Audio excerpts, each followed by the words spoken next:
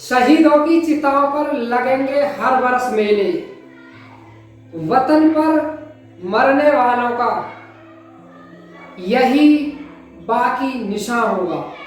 क्यों हम किसी महापुरुष की बात नहीं करते? आप किसी महापुरुष की वीडियो डाल देंगे, उस पर ज़्यादा व्यूज आपको देखने को नहीं मिलेंगे। संडे के दिन एक महापुरुष को आप जरूर पढ़ेंगे।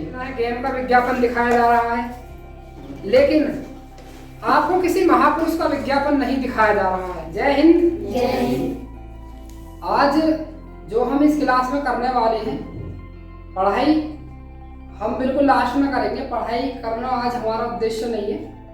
आज हमारे लिए एक विशेष दिन है, ठीक है? तो बिल्कुल ध्यान से समझेंगे कि आज है क्या, ठीक है?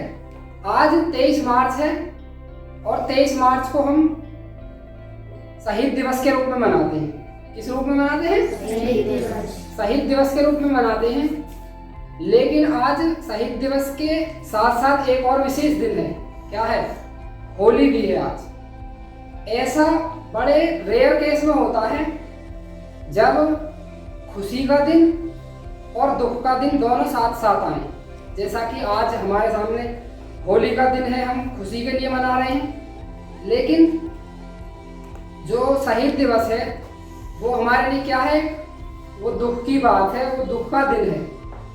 क्योंकि इस दिन क्या हुआ था, शायद आपको कई सारे बच्चों को ना पता हो, तो मैं बताता हूँ। आज के दिन हमारे देश के 3 महान क्रांतिकारी शहीद भगत सिंह, सुखदेव और राजगुरु, तीनों को फांसी के फंदे पर लटका दिया गया था। तीनों के नाम मैंने यहाँ पर लिखे हैं। ऊपर की तरफ लिखा है 23 मार्च 1931 से 23 मार्च 2024। और फिर यहाँ पर पहली जो पंक्ति में नाम है वो है शहीद भगत सिंह। जन्म दिवस है 27 सितंबर और 1907। और इनकी मृत्यु तो 23 मार्च, सबको पता ही है, तीनों की एक ही दिन होगी। उसके बाद अमर शहीद राजगुरु 8 अगस्त 1908 को इनका क्या है? जन्म दिवस है। और 23 मार्च, क्योंकि एक साथ तीनों को फांसी दी गई थी, तो तीनों का क्या है? एक ही दिन माना जाएगा, ठीक है, जो मृत्यु दिन है। उसके बाद जो तीसरे नंबर पर है शहीद सुखदेव हैं। इनका जन्म हुआ है 15 मई 1907 और आज का दिन क्या है? ये हमारे लिए जो 23 मार्च है, इसी दिन इनको फांसी दी गई थी अंग्रेजों के द्वारा, ठीक है? आप आसपास आजकल देख रहे हैं, कहीं भी हमारे सामने ऐसा कोई जिक्र नहीं आता।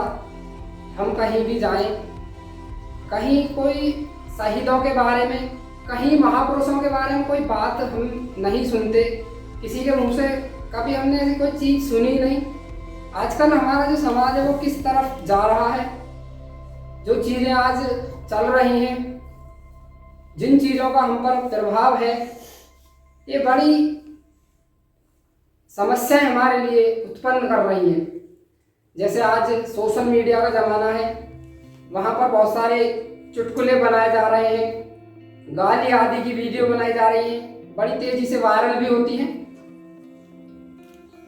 आप किसी देशभक्त पर कोई वीडियो डालेंगे तो शायद ही मुश्किल से उस पर 3-4 लाइक आएंगी या फिर 100-200 व्यूज उस पर आएंगे। बाकी ज़्यादातर चीज़ें जो शहीदों को लेकर या फिर जो हमारे क्रांतिकारी हैं उनको लेकर इग्नोर की जा रही हैं, जो कि हमारे लिए बड़ा क्या है? दुख की बात है।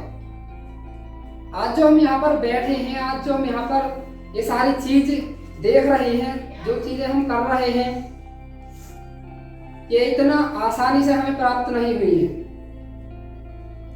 इनके लिए हमारे महापुरुषों ने कितने बड़े बलिदान दिए हैं, कितना बड़ा देश के हित में कार्य किया है उन्होंने। अपने परिवारों को भी त्याग दिया, अपने परिवारों को भी नहीं देखा, ताकि हमारा देश स्वतंत्रता पूर्वक रह सके। हमारे देश में जो आने वाले हमारे वंशज हैं वो अच्छे से जी सकें। बड़ी बुरी स्थिति हमारी होती थी, अंग्रेजों द्वारा हमें पीटा जाता था। आज तुम्हें कोई नहीं पीट सकता, आज तुम स्वतंत्र रूप से रह सकते हो।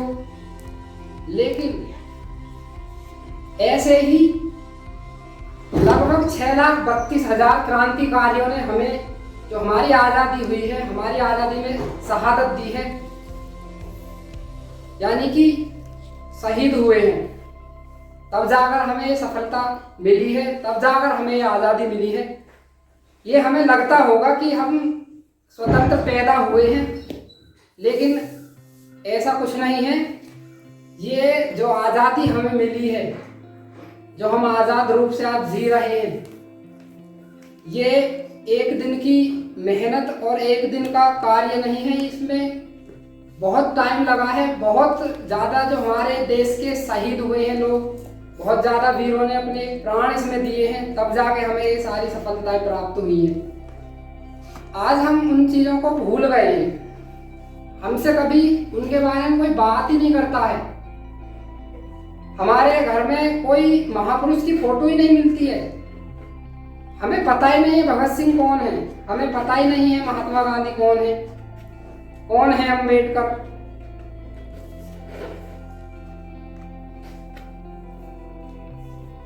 सबसे पहले आपको ये चीजें समझनी होंगी। सिर्फ हमारा उद्देश्य पढ़ लिख कर पैसा कमाना नहीं होना चाहिए। सबसे पहले जब तक हम इस चीज को नहीं जानेंगे कि हम पढ़ने लायक हुए किसकी वजह से हैं, आज हम अच्छी हमारे पास फैसिलिटीज हैं, अच्छे मोबाइल्स हमारे पास हैं, सारी चीजें सुख सुविधाएं आज हमारे पास हैं। उस समय तो ऐसा कुछ भी नहीं था उनके पास। एक चिट्ठी को भेजने में भी कई दिन लग जाते थे, तब जाके उधर से खबर आती थी कि इस तरह से है। आज तो तुम मिनट सेकंडों में सारी चीजें एक दूसरे को भेज सकते हो, फॉरवर्ड कर सकते हो, सबके हालचाल ले सकते हो। उस टाइम तो ऐसा कुछ था भी नहीं।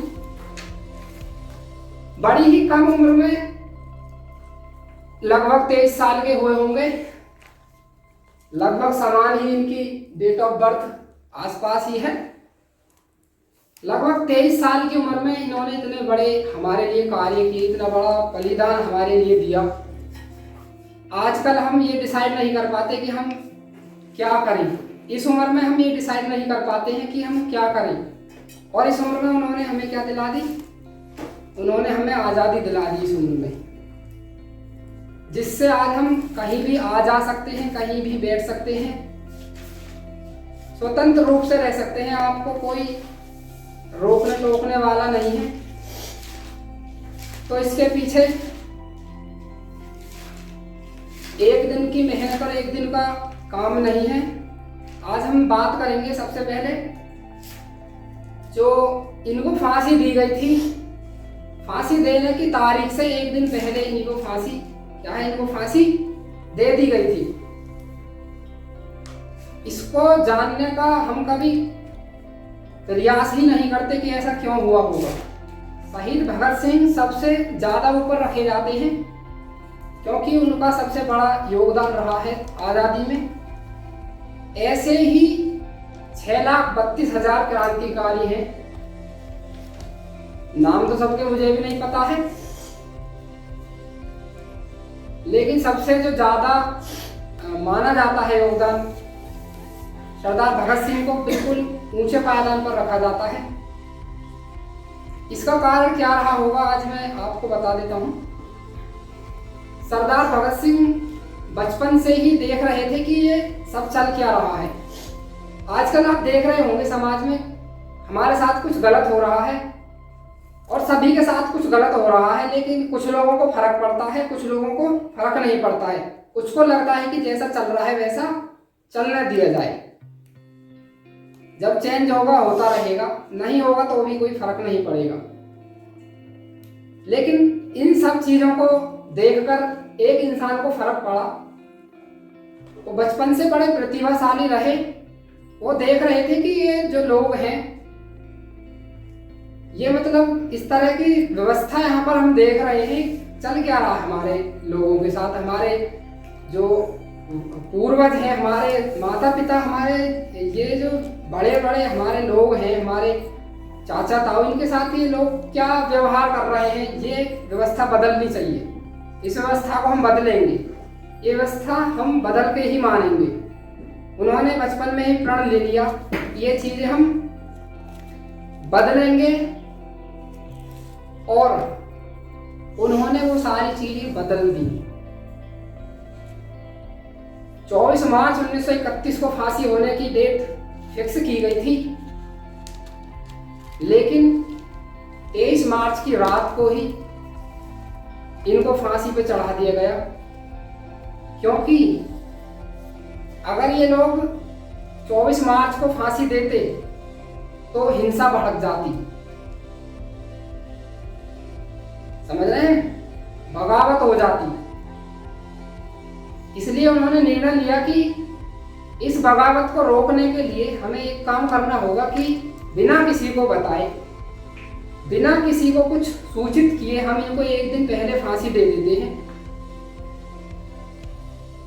अंग्रेजों का एक नियम होता था कि जो फांसी दी जाएगी वो सुबह के समय में दी जाएगी, लेकिन उन्होंने ही उस नियम का उल्लंघन किया।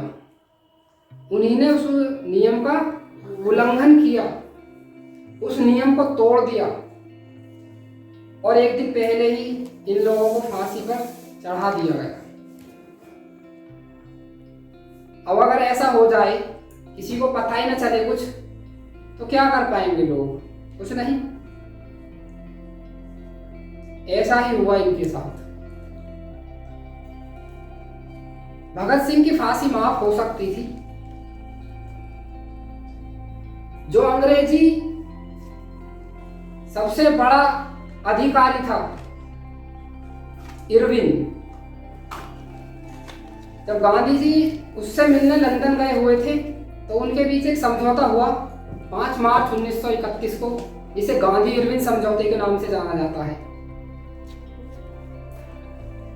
लगभग 2 साल पहले ही, 2 से 2.5 साल पहले ही इन लोगों को फांसी की सजा मिल चुकी थी।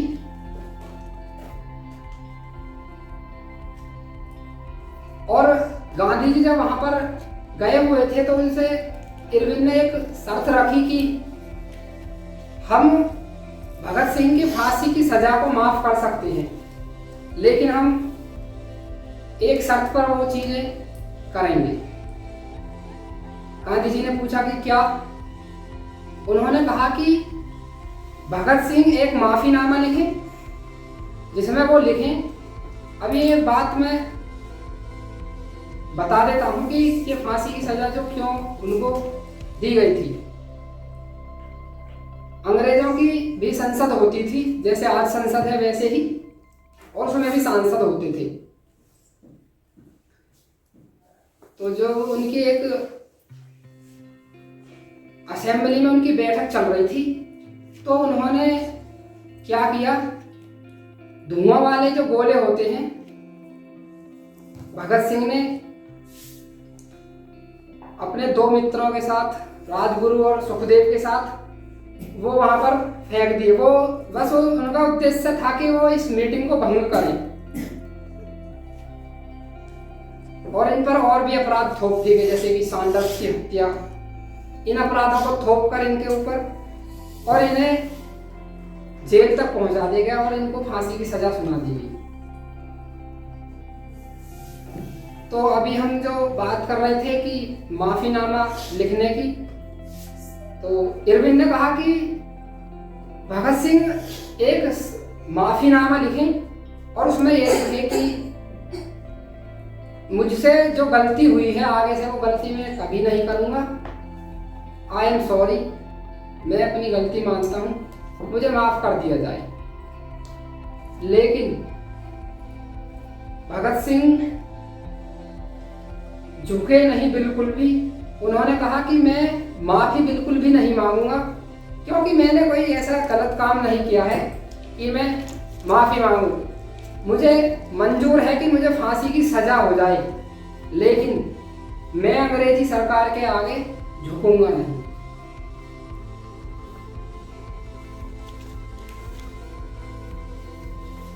गांधी जी के द्वारा उनको ये बात पहुंचाई गई और भगत सिंह ने प्रत्युत्तर में जो रिप्लाई में दिया कि हम ये काम नहीं करेंगे, हमें फांसी मंजूर है, लेकिन हम इस तरह सर नहीं झुकाएंगे किसी के आगे। जब हमारी कोई गलती नहीं है तो हम क्यों भाई किसी के आगे सर झुकाएंगे, हम नहीं झुकाएंगे। गांधी जी के एक बड़े खास मित्र थे उस समय, तेज बहादुर सप्रू। उस समय वो इलाहाबाद उच्च न्यायालय के बड़े जाने माने वकील हुआ करते थे। उनके द्वारा एक खबर भिजवाई गई थी और उस समय जो भगत सिंह बंद थे, लाहौर की सेंट्रल जेल में क्या थे, बंद थे। और गांधी जी ने अपने दोस्त तेज बहादुर सप्रू के थ्रू ये रिपोर्ट भिजवाई कि इस तरह का अगर तुम काम करोगे, ये माफीनामा लिखोगे तो आपकी सजा माफ हो सकती है। और जो तेज बहादुर सप्रू, उन्होंने उनसे ये भी कहा कि अगर आप जीवित रहोगे तो आप और भी ऐसे लोग पैदा कर सकते हो और बहुत सारे युवा ऐसे हैं जिनको तुम ट्रेनिंग दे सकते हो, तुम्हारे जैसे और भी भगत सिंह पैदा हो सकते हैं। लेकिन उन्होंने कहा कि नहीं, ऐसा नहीं होगा, बिल्कुल भी ऐसा बिल्कुल भी नहीं होगा। अगर मैंने माफीनामा लिख दिया तो जो आप बता रहे हैं कि और भगत सिंह पैदा हम कर सकते हैं, ऐसा बिल्कुल भी नहीं होगा, बल्कि होगा इसके विपरीत। तो मैं ये नहीं मानूंगा, मैं माफीनामा नहीं लिखूंगा।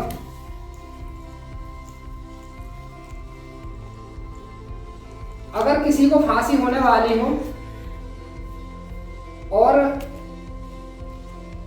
पता हो कि अभी आधे घंटे बाद मुझे फांसी होने वाली है,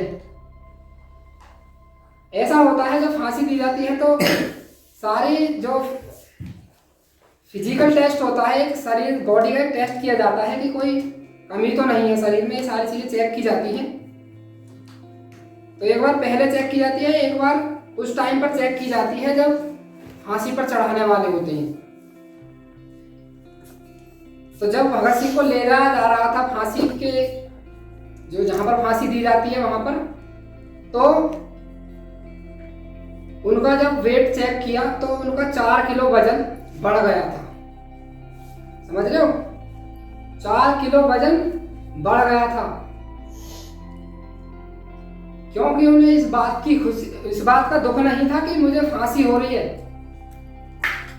उन्हें इस बात की खुशी थी कि मैं देश के लिए अपनी जान दे रहा हूं, देश के लिए न्यौछावर हो रहा हूं। ऐसा जज्बा होता है कि आजकल किसी के पास? आजकल तो लोग लड़ाई होती रहेगी, बीच बीच आप भी नहीं करते हैं, अच्छे से जाते नहीं है, लड़ के मर जाते हैं आजकल, लोगों को देखा है। तो जब फांसी के लिए ले जाया जाता है तो एक बात पूछी जाती है कि आपकी अंतिम इच्छा तो नहीं है, कुछ पूछा जाता है। आपने अक्सर फिल्मों में देखा होगा, फिल्मों में पूछा जाता है और ये रियल में भी पूछा जाता है कि अंतिम इच्छा क्या है। तो वो एक किताब पढ़ रहे थे जिसका नाम था मार्क्स एंड लेनिन। उसमें मार्क्सवाद के बारे में और साम्राज्यवाद के बारे में लिखा था। तब उन्होंने उत्तर दिया कि इस किताब के 15 पेज बचे हैं, ये मुझे पूरा कर लेने दो, ये मैं पूरा कर लूं, फिर आप मुझे फांसी दे देना, यही मेरी अंतिम इच्छा है। आजकल तो लोग परिवार से मिलने के लिए करेंगे, परिवार से मिलने की इच्छा होगी, अंतिम इच्छा, और बहुत सारी इच्छाएं हो सकती हैं।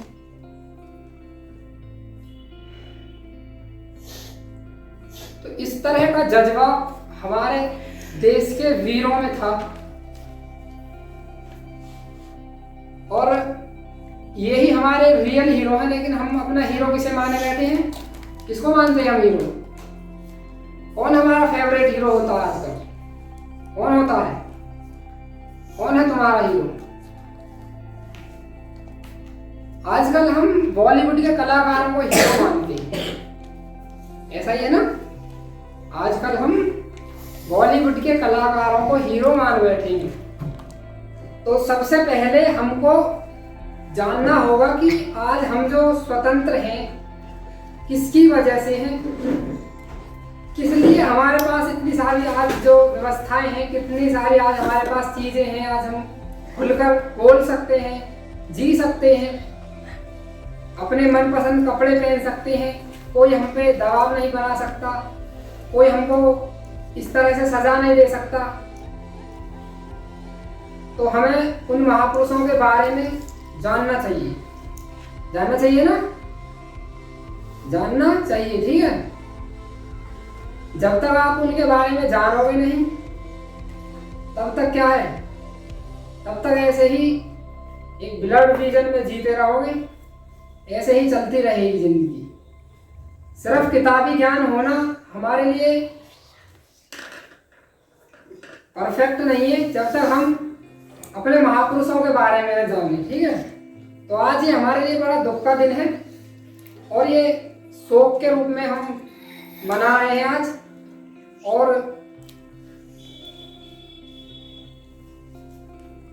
सभी को बिल्कुल उनको मानना चाहिए, अपने हृदय में संजोए रखना चाहिए, हमेशा उनके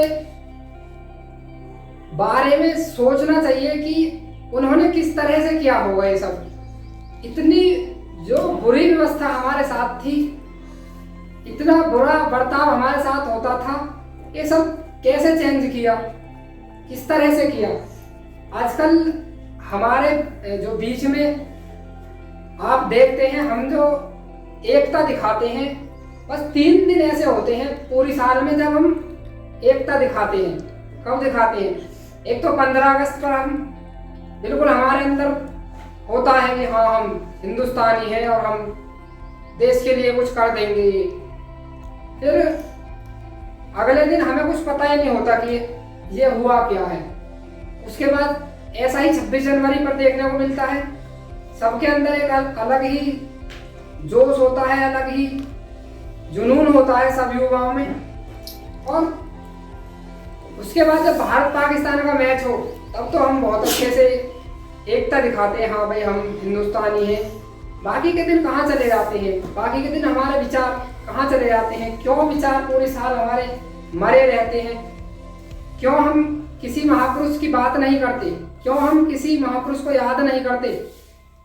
आज इतने सारे सोशल मीडिया पर इतने सारे प्लेटफॉर्म्स हैं, कोई महापुरुषों पर कोई वीडियो नहीं बन रही है, कोई रील महापुरुषों पर नहीं देखने को मिल रही है।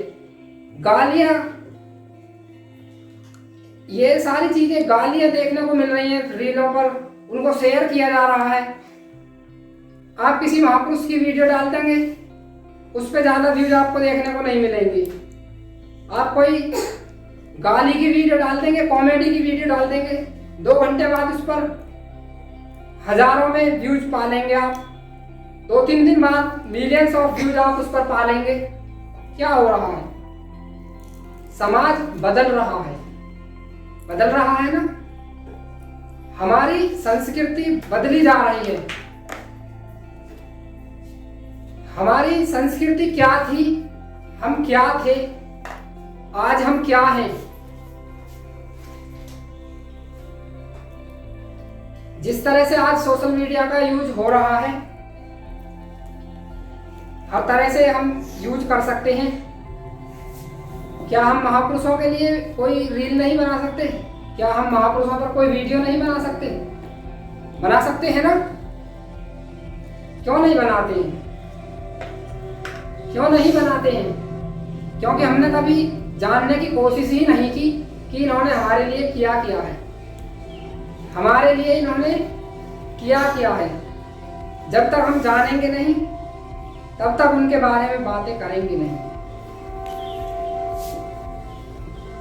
तो आज ये चीज आप यहाँ पर समझ के जाएंगे। आप जरूर एक महापुरुष के बारे में आप जरूर पढ़ेंगे। सप्ताह में 7 दिन होते हैं, 6 दिन आप पढ़ाई करते हैं अपनी, तो एक दिन हम उनके लिए निकाल सकते हैं जिन्होंने हमें पढ़ने का हक दिया है, जिन्होंने हमें ये आज़ादी दी है, जिनकी वजह से इवन हम ये सारी चीजें देख रहे हैं।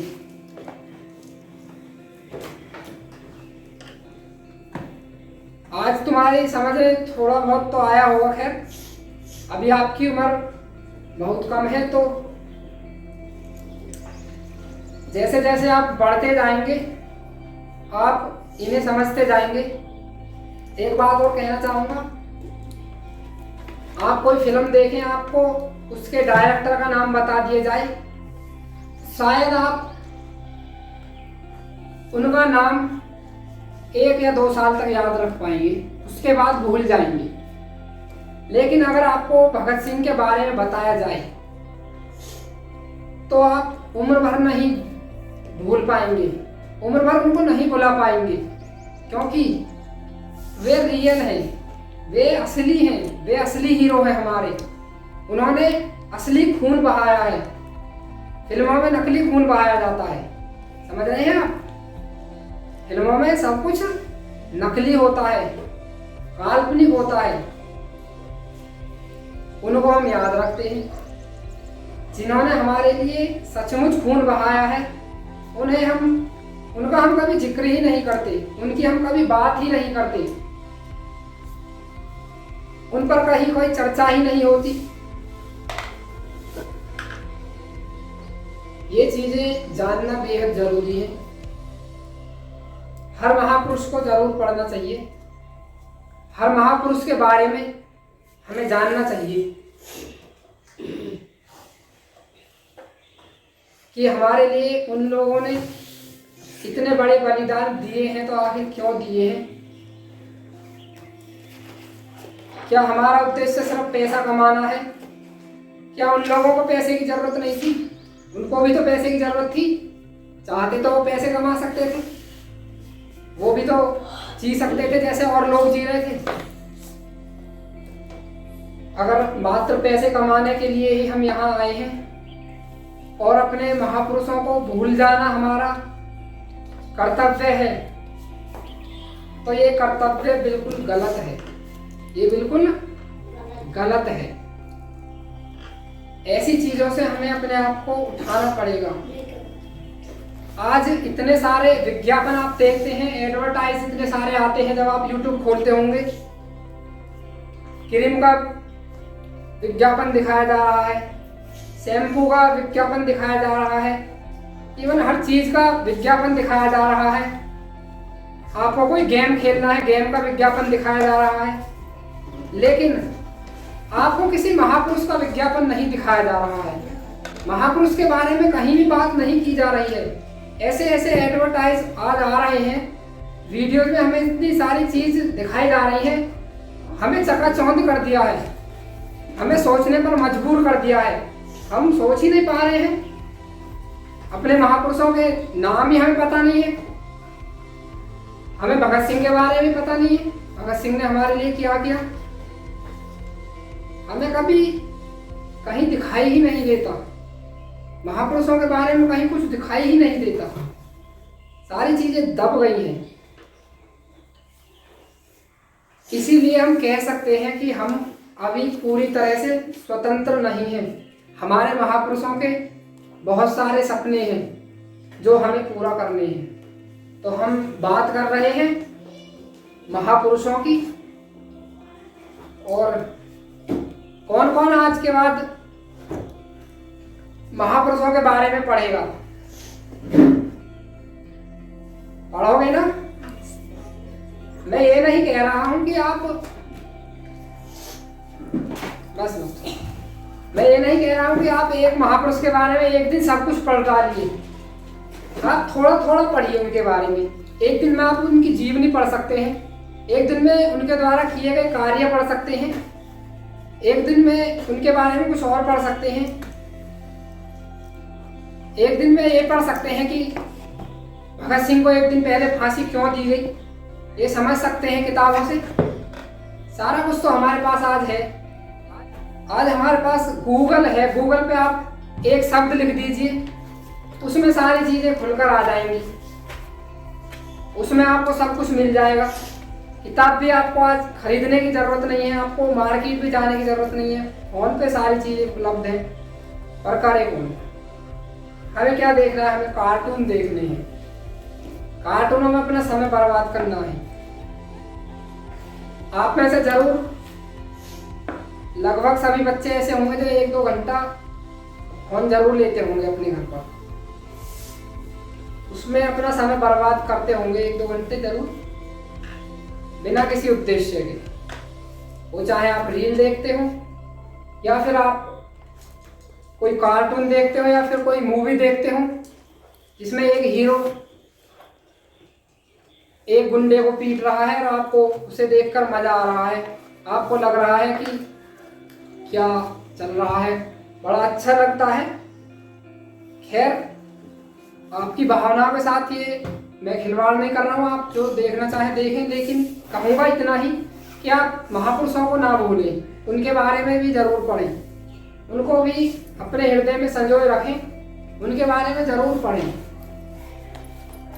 आप नहीं जान पा रहे हैं कि हमारे महापुरुषों के नाम हम कैसे देख पाए, कैसे पता चला पाए कि हमारे महापुरुष कौन हैं, तो आप गूगल पर लिख दीजिए कि महापुरुषों के नाम की सूची बताइए, महापुरुषों के नाम की लिस्ट बताइए, उसमें आपको सारा कुछ मिल जाएगा। बहुत सारे महापुरुषों के नाम आ जाएंगे, एक एक करके उनके बारे में पढ़िए, उनके बारे में जानने की कोशिश कीजिए, अपने छोटे बहन भाइयों को उनके बारे में बताइए। लेकिन हम नहीं कर पा रहे हैं। हमारे पास 24 घंटे होते हैं, हम 24 घंटों को ऐसे ही कार्यों में गुजार रहे हैं, ऐसे ही हम पूरा दिन अपना बिता देते हैं, लेकिन हमारा ध्यान है ही नहीं उधर जहां हमें होना चाहिए। अब हमारा देश दोबारा से गुलामी की तरफ जा रहा है, आप ये समझ लें। जिस तरह से इतने बदलाव हो रहे हैं समाज में, संस्कृति हमारी जो धकेली जा रही है, समाज इस तरह से परिवर्तित हो रहा है कि फिर से हमारा देश गुलामी की तरफ बह रहा है।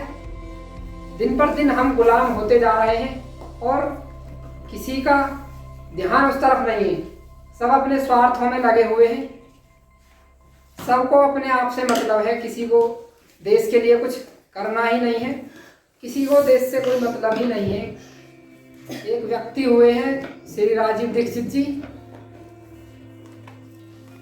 हम उन पर भी चर्चा करेंगे, लेकिन हम आज कहने को बहुत कुछ है, लेकिन हमारे पास समय बड़ा कम है, तो उनके लिए हम एक स्पेशल सेशन रखेंगे, एक स्पेशल क्लास रखेंगे और उनके बारे में हम सब कुछ बिल्कुल विस्तार से बताएंगे।